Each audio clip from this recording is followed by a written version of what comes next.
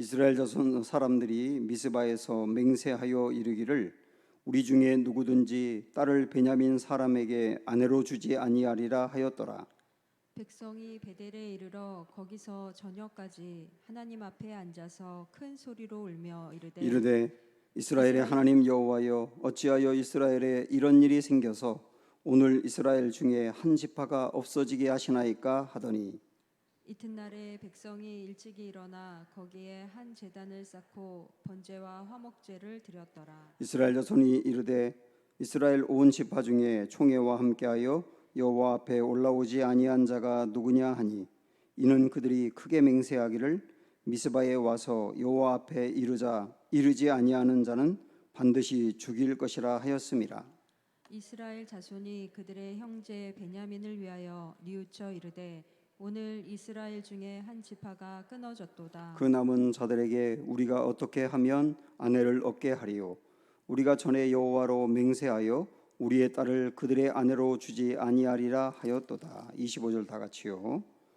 그때에 이스라엘에 왕이 없으므로 사람이 각기 자기의 소견에 오른 대로 행하였더라. 아멘. 오늘 사사기 마지막 말씀 보겠습니다. 성경은 사람의 위대함을 소개하는데 초점을 두지 않습니다. 오히려 너나 할 것 없이 모든 사람들은 다 불의하고 그리고 심지어는 구제불능이다. 그거를 보여주고 있고요.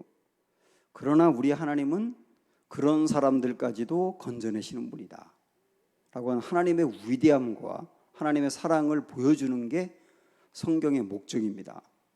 그러다 보니까 하나님의 위대함을 드러내고 사람의 그 무능함과 구제불능을 드러내다 보니 성경에는 정말 읽기도 민망한 얘기들이 굉장히 많아요.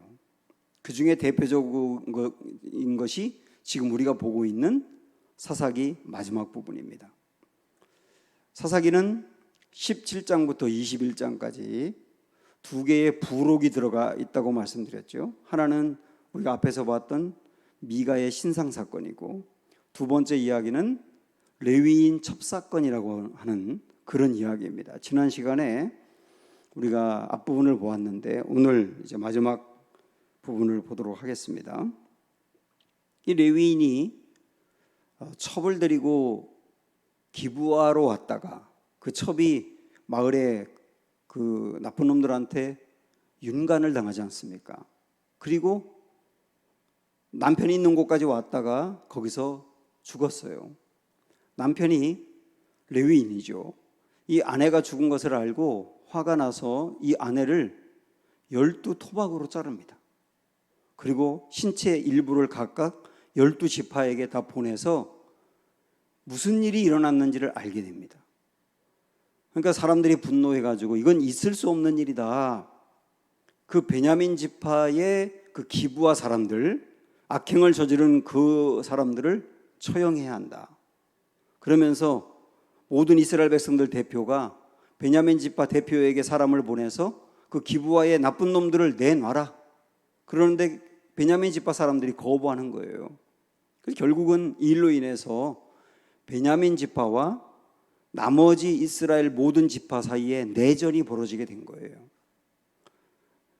베냐민 지파에는 싸우는 장정만 26,700명이었고 나머지 이스라엘 지파는 40만 명이었어요. 이 사이에 전쟁이 벌어진 겁니다. 두 차례 정도는 이 베냐민 지파가 목숨 걸고 싸워서 승리를 했는데 마지막 세 번째는 베냐민 지파의 남녀노소 가릴 것 없이 모든 사람들이 전부 다 죽고요. 대학살이 일어나게 된 거예요. 그리고 남자 600명만 살았어요.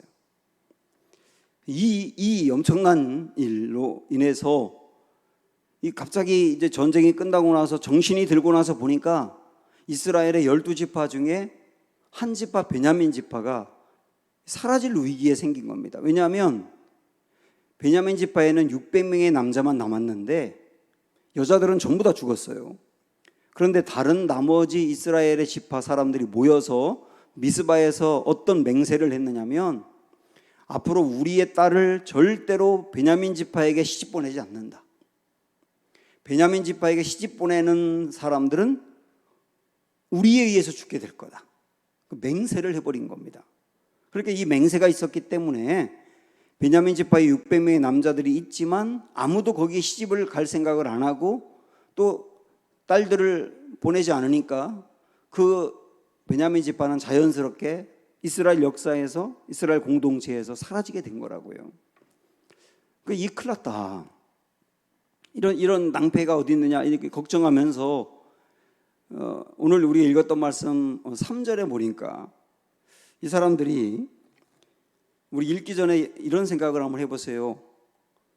이 엄청난 일이 일어나게 된 게 레위인의 아내가 죽는 일부터 시작이 돼가지고 내전이 발생하고 뭐 수습할 수 없는 지경까지 가서 한 지파가 완전히 망하게 됐는데 이 일을 두고 3절에서 이들이 하나님께 이렇게 따집니다. 보세요. 이르되 이스라엘의 하나님 여호와여 어찌하여 이스라엘에 이런 일이 생겨서 오늘 이스라엘 중에 한 지파가 없어지게 하시나이까 하더니 자기들이 다 보려놓은 일이고 자기들이 잘못으로 인해서 이 엄청난 지경에 빠지게 되었는데 이들이 하는 얘기가 뭐냐면 하나님 어찌하여 하나님이 이렇게까지 하게 합니까? 하나님 때문에 이 엄청난 일이 생긴 겁니다. 이러면서 책임을 하나님께 돌려요. 우리들 중에서도 분명히 자기 잘못으로 생긴 고난이고 자기 잘못으로 생긴 문제인데도 불구하고 우리는 그런 경향이 있어요. 하나님이 왜 나에게 시련을 주시는 겁니까? 하나님이 왜 나를 버리시는 겁니까? 이렇게 하면서 하나님께 책임을 돌린다고요. 그러니까 내게 일어난 그 고난의 일이 원인이 난데 그것 때문에 하나님에게 실족해버리는 거예요. 지금 이스라엘 백성들이 이러고 있는 거라고요. 그러면서 그것도 잘못된 것이지만 야, 이스라엘 공동체에서 베냐민 지파가 완전히 없어지게 됐는데 이 문제를 어떻게 수습을 할까? 그러다가 사람들이 모여서 회의하고 서로 지혜를 모으고 그리고 결정한 일이 뭐냐면 이거예요. 우리가 베냐민 지파에게 아무도 시집 보내지 말자고 미스바에서 결의할 때 딱 빠진 사람들이 있는 겁니다. 그 회의에 오지 않은 사람들. 그들이 갓 지파에 속해 있는 야베스 길르앗이라고 하는 사람들이에요. 그 동네 사람들이 오지 않은 겁니다. 그러니까 거기에 있는 모든 남자들을 다 죽이고 결혼한 적이 없는 처녀들 400명을 데려와 가지고 이 400명을 베냐민 지파에게 시집을 보내요.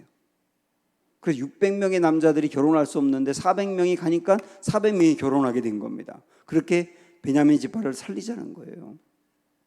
그러니까 이 베냐민 지파를 살리자고 애매한 수많은 남자들을 죽였단 말이죠. 그리고 이 여자들은 자기 아무 생각도 없는데 엉뚱하게 베냐민 지파로 시집가게 되었단 말이에요.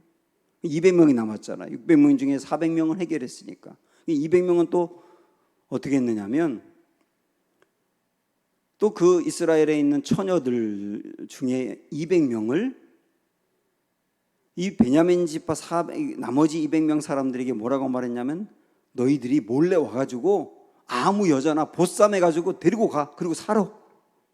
그러면 저 여자들은 자기 의지대로 베냐민 지파와 결혼한 게 아니기 때문에 죄가 아니야.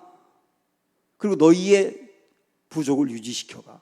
이래가지고 200명의 여자들은 갑자기 납치를 당해가지고 베냐민 지파와 살게 됐단 말이죠. 이렇게 해서 베냐민 지파는 살게 되었는데 이게 이때 당시에 이스라엘에서 있었던 일이다. 그리고 사사기의 마지막이 끝나는 거예요. 저는 이 말씀 이렇게 보면서 세상에 막장 드라마도 이런 드라마가 없다는 생각이 들어요. 여러분 이런 막장 드라마, 이보다 더한 막장 드라마 보신 적 있어요? 이런 막장 드라마는 없단 말입니다. 그러면 이게 이제 이스라엘 사이에서 있었던 일이고 하나님을 믿는 사람들이 행한 일이라고요. 이 일을 보면서 우리는 무엇을 깨닫느냐면 이들의 문제가 우리와 연관을 해야 되니까 크게 두 가지라고 하는 것을 볼 수 있습니다. 하나는 뭐냐면 이들은 나름대로 나름대로 지혜롭게 판단한다고 결정한 일이 이런 일이에요. 지혜롭게 판단한다고 결정한 일이 이런 일이라고 해요. 그런데 그들이 나름대로 지혜롭게 결정한 일인데 이게 얼마나 불안하냐 그 얘기예요. 하나하나 얼마나 불안하냐. 그런데 그들은 지혜롭게 결정한다고 한 일이라고요.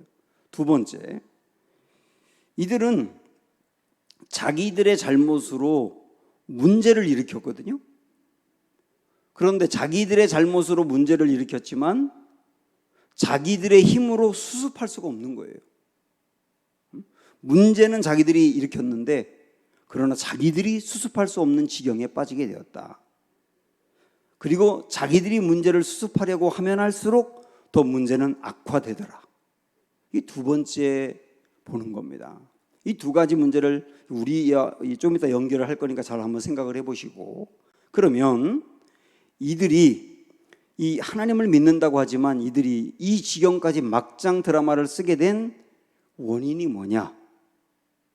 원인이 21장 25절 마지막에 있는 거예요. 너무나 유명한 말씀 다시 한번 보세요. 25절 다 같이 시작. 그때에 이스라엘에 왕이 없으므로 사람이 각기 자기의 소견에 옳은 대로 행하였더라. 두 가지를 여러분 생각하셔야 됩니다. 하나는 왕이 없으므로, 두 번째는 자기 소견에 옳은 대로 행하였다. 이 두 가지거든요. 결국은 왕이 없으므로, 이것은 제가 여러 차례 사사기 말씀을 보면서도 말씀드렸지만 왕이 있어요. 이스라엘에 하나님이 왕이에요. 그런데 왕이 없다고 말한 것은 뭐냐면 하나님이 실제 그들의 왕이 아니었기 때문에, 그들이 하나님을 실제 왕으로 삼지 않았기 때문에, 하나님이 실제 왕이 아닐 때, 그 말은 뭐냐면 자기들이 왕이에요. 자기들이 왕이고 자기들이 왕이 되어서 자기들의 소견에 옳은 대로, 소견에 악한 대로가 아니에요. 소견에 악한 대로가 아니고 자기들의 소견에 이게 옳다고 생각하고 한 일이거든요. 이게 옳아라고 결정하고 한 일인데 그게 결국 어떻게 됐느냐? 그들의 판단은 너무도 불안하고 보통 일이 아니라는 거예요. 또 하나는 그들이 문제를 수습할 수 없는 지경으로 가더라는 거예요. 이 두 가지입니다. 왕이 없으므로, 다시 말하면 하나님이 왕이 아닐 때, 그리고 자기 소견에 옳다고 결정했지만 이 결과가 나왔다. 그걸 얘기하는 겁니다. 가룟 유다를 한번 보세요, 여러분. 가룟 유다는 예수님이 옳다고 생각해서 그의 제자가 됐어요. 그리고 예수님을 따랐거든요. 3년 동안. 그리고 나서 자기가 예수님을 쭉 지켜보면서 자기가 예수님에게 거는 기대가 있는데 자기의 기대대로 예수님이 가지 않으니까 나중에는 예수님을 팔았어요. 예수님을 나중에 팔았다고요. 근데 그거는 가룟 유다도 자기 소견에 옳은 대로 판 거예요. 예수를 파는 게 자기 소견에 옳은 거였다고요. 근데 그 결과가 엄청나지 않습니까? 또 하나, 우리 다윗 이야기를 한번 해볼까요? 다윗은 하나님을 왕으로 삼은 사람입니다. 하나님을 왕으로 삼은 모델이라고요. 그런데 그의 인생에서도 하나님을 왕으로 삼지 않았던 때가 있어요. 하나님을 기본적으로 왕으로 삼는 사람이지만 그러나 일부 부분 하나님을 왕으로 삼지 않았던 때가 있었다고요. 그 중에 하나가 언제냐면 사울이 다윗을 죽이려고 하니까 두려움이 생긴 거예요. 그래서 언제 군인들이 자기를 잡으러 올지 모른다라고 하는 이 불안함 때문에 그가 노비라고 하는 땅에 제사장을 찾아갑니다. 그리고 제사장에게 나에게 칼이 없으니까 칼 좀 달라 그래요. 이 제사장이 다윗에게 준 칼이 뭐냐면 다윗이 죽인 골리앗이 갖고 있던 칼이에요. 그걸 기념으로 보관을 했었거든요. 그 칼을 네가 죽인 사람의 칼이니까 네가 가져 하고 골리앗이 갖고 있던 칼을 다윗에게 주었던 거예요. 다윗은 마음이 불안하고 누구든 자기를 죽이러 올지 모른다고 생각하니까 자기를 방어해야 되겠다고 생각을 하고 나름대로 자기 소견에 옳다고 결정해서 한 일이 칼을 달라였거든요. 근데 그 결과가 어떻게 됐냐면 이 일을 사울이 알게 된 거예요. 그래서 거기에 제사장이 다윗에게 골리앗의 칼을 줬다는 이야기를 듣고 나서 도액이라고 하는 사람을 보내가지고 군인들과 함께 보내서 놉 땅에 있는 제사장 85명을 살해합니다. 그래서 제사장 85명이 죽임을 당했어요. 다윗이 이 이야기를 듣고 나서 얼마나 괴로웠을까? 이것이 얼마나 가슴에서 떠나지 않으며 아픔이었을까? 우리 헤아려 알 수 있지 않습니까?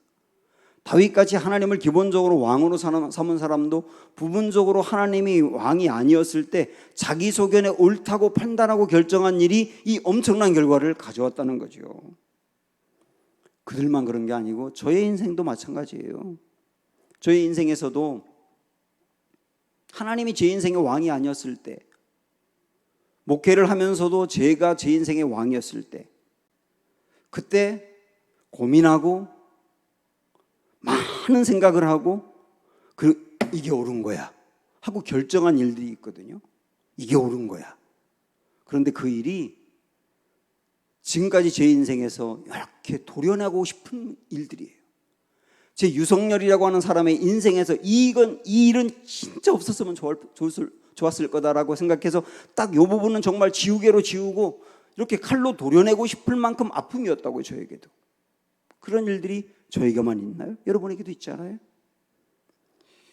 결국은 성경에서 가장 악하다고 하는 시대인 사사기 시대, 그리고 사람이 얼마나 타락할 수 있는지를 보여준 그 시대, 그리고 얼마나 사람들이 반복해서 또 죄에 넘어지는 것을 보여준 것이 사사기인데, 이 사사기가 이 지경에 빠지게 된 이유는 뭐라고요?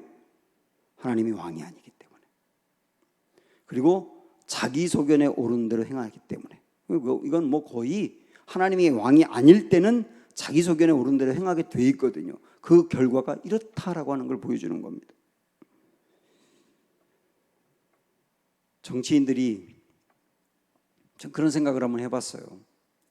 가끔 정치인들이 무슨 정책을 내놓지 않습니까? 요즘도 이제 부동산 정책 같은 거 이렇게 내놓고 그러는데, 그 정치인들이 정책을 내놓을 때는 전문가 그룹들을 불러서 수많은 논의를 하거든요.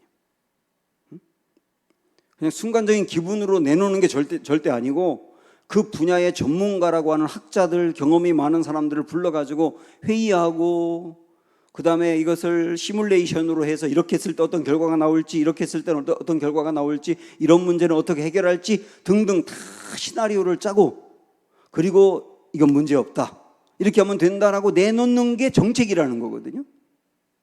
근데 그렇게 해서 전문가 그룹들이 모여서 자기 소견에 옳은 대로 회의하고 내놓는 것이 나라를 파국으로 몰아갈 때가 한두 번이 아니잖아요.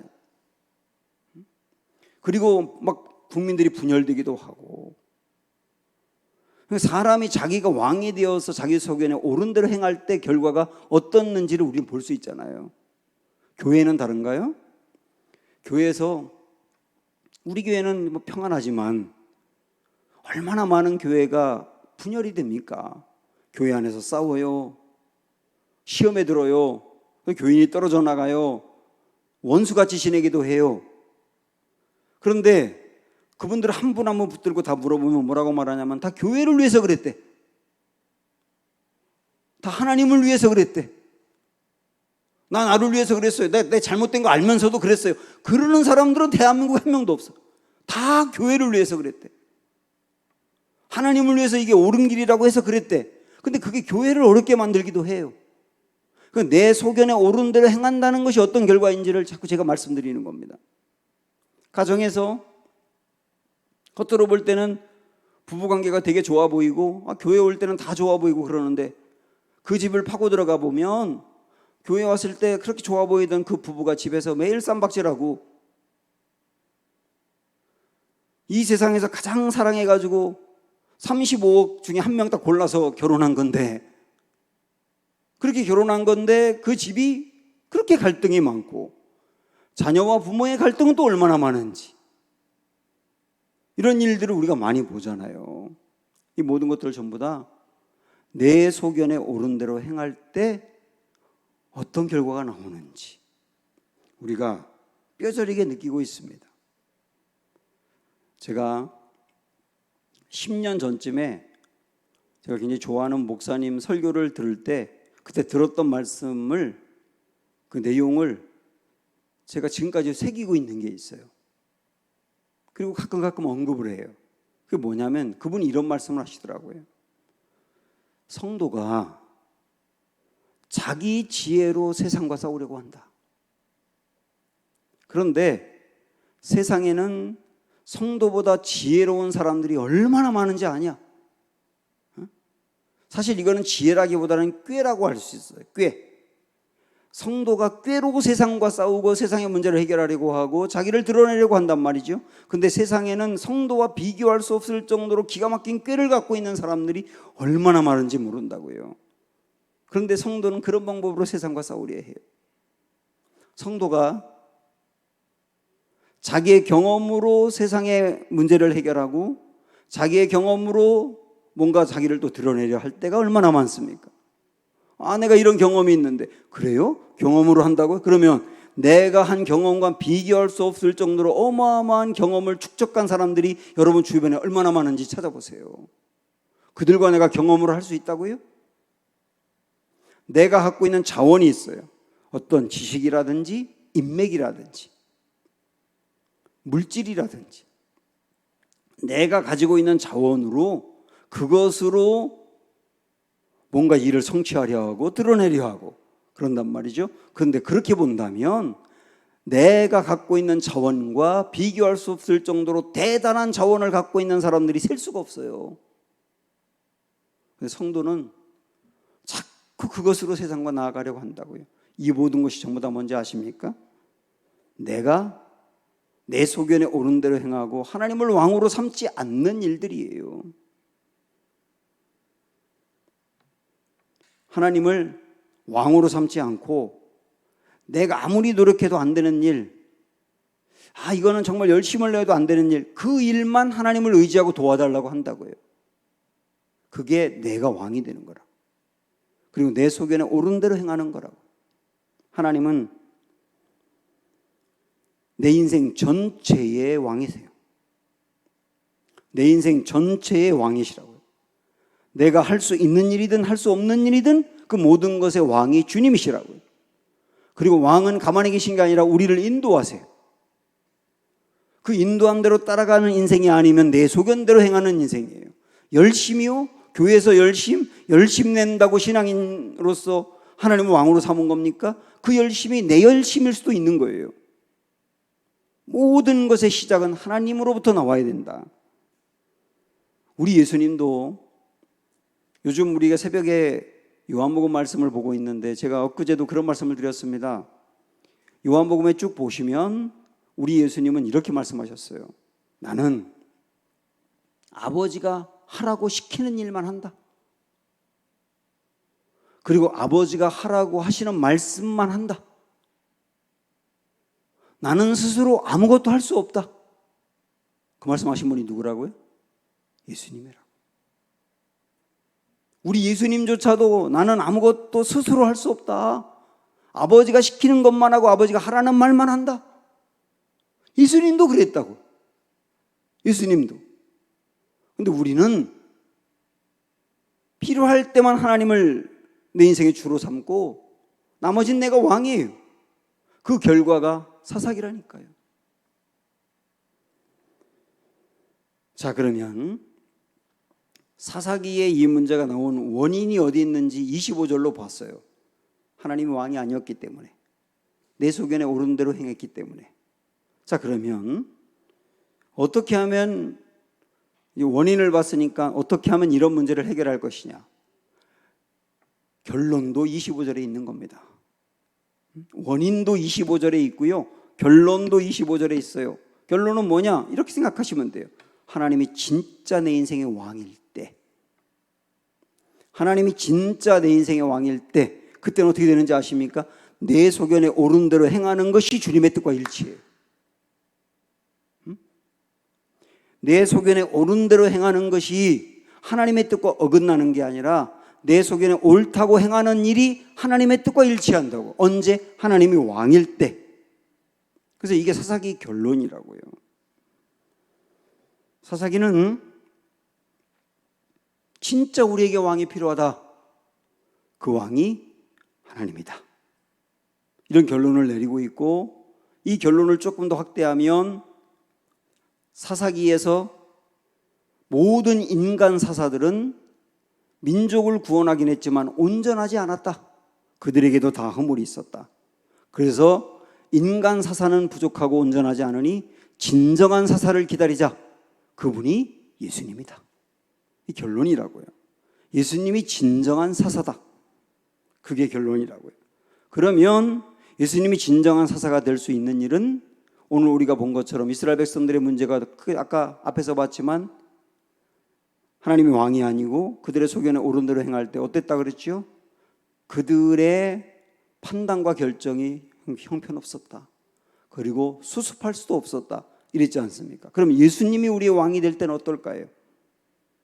우리 예수님의 지혜는 어떨까요? 얼른 골로새서 2장으로 한번 가보세요.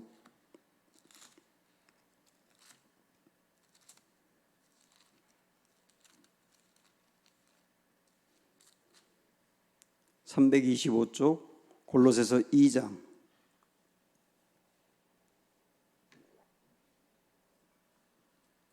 3절 한 절만 볼게요. 골로새서 2장 3절 다 같이 볼까요? 시작. 그 안에는, 잠깐만요. 그는 누구냐면 그리스도를 말하는 겁니다. 우리 그리스도 안에는이라고 다시 해서 시작. 그리스도 안에는 지혜와 지식의 모든 보화가 감추어져 있느니라. 우리 예수님 안에는 지혜와 지식의 모든 보화가 감추어져 있다. 지금도 마찬가지예요.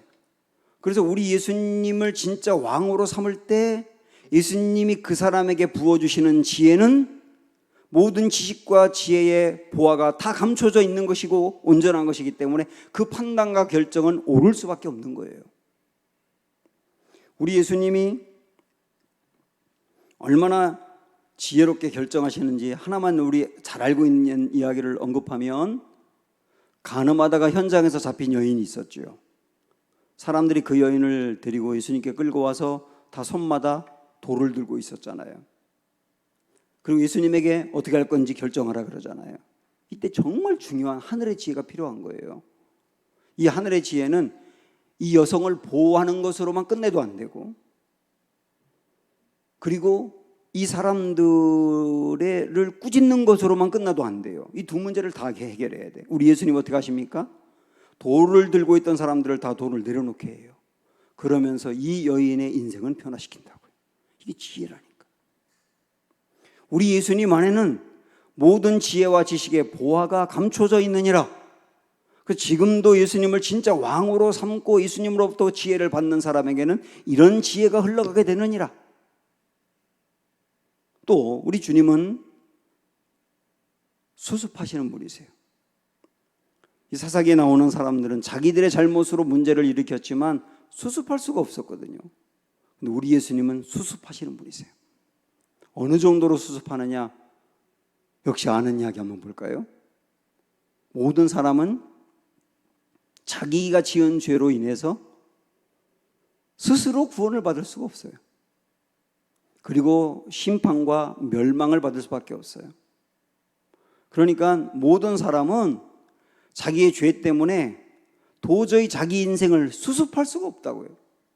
어느 누구도 도저히 수습할 수가 없어요. 근데 우리 예수님 어떻게 했느냐면 그 모든 사람의 수습할 수 없는 죄의 문제를 본인이 짊어지고 대신 심판을 받으셨어요. 그게 십자가잖아요. 그래서 도저히 스스로 해결할 수 없는 죄의 문제, 수습할 수 없는 그 문제를 다 해결해 주신 거예요. 완벽하게 수습을 해 주신 분이세요. 우리 예수님은 누구세요? 수습하시는 분이세요. 사마리아 우물가의 여인 이야기도 우리가 잘 알고 있지 않습니까? 그 여인, 그동안에 살아왔던 모든 삶이 남편 5이 있었고 지금 살고 있는 남편도 남편이 아니다. 이 말로 그 여인의 상태를 다 얘기한 겁니다. 이 여인 끝난 거예요. 이 여인의 인생은 망가진 거라고요. 도저히 어디서부터 어떻게 수습할 수가 없어, 이 여인은. 그런데 우리 예수님을 만나고 나서 예수님이 그 인생을 찾아가서 그 여인의 무너졌던 마음은 회복시키고, 단지 용기를 가져 하고 회복시켜 주는 것으로 끝난 게 아니라 이 여인이 바라보던 관점을 다시 보게 하고, 잘못된 관점을 보는 게 아니라 옳은 관점을 보게 하고, 진짜 예수님 만나고 난 그 뒤에도 계속 지속적으로 아름다운 삶을 살 수 있는 길을 열어주시잖아요. 예수님 만나기 전까지 이 여인은 수습 불가, 끝난 인생, 도저히 어떻게 할 수가 없는 인생. 그런데 예수님 만나고 난 뒤에 이렇게 아름답게 수습할 수가 있습니까? 우리 예수님은 수습해 주시는 분. 지금도 마찬가지. 그래서 우리는 사사기를 오늘 마지막으로 보면서 딱 결론 이것만 붙들면 돼요. 우리 인생에 왕이 필요하다. 그 왕은 예수님이다. 지금부터 나의 인생에 작은 일이든 큰 일이든 왕이신 주님 붙들고 그분의 인도함대로 따라가겠다. 그때 우리의 판단은 옳을 것이며, 때로 우리가 주님 따라가지 못해 넘어졌던 순간도 주님이 우리 인생을 아름답게 수습해 주시며 길을 열어주실 것이다. 이런 소망을 품고 나아가는 우리 모두가 되기를 축원합니다. 자, 오늘 우리 사사기를 마감하면서 잠깐 이제 마지막에 있는 21장 25절 말씀 한 구절만 묵상하는 시간을 갖고 싶어요. 오늘 들었던 말씀, 사사기 그동안 들었던 말씀 그 다 포함해서 25절 한 절만 여러분 읽어보시고 잠깐 절 보세요. 이 말씀을 읽을 때 주님이 내게 깨닫게 하시는 것이 뭔지,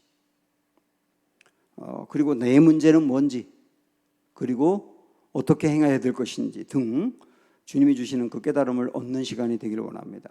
그리고 이렇게 깨달음을 가지고 이어서 이것을 기도로 옮길 거예요. 이것을 말씀 기도라고 합니다.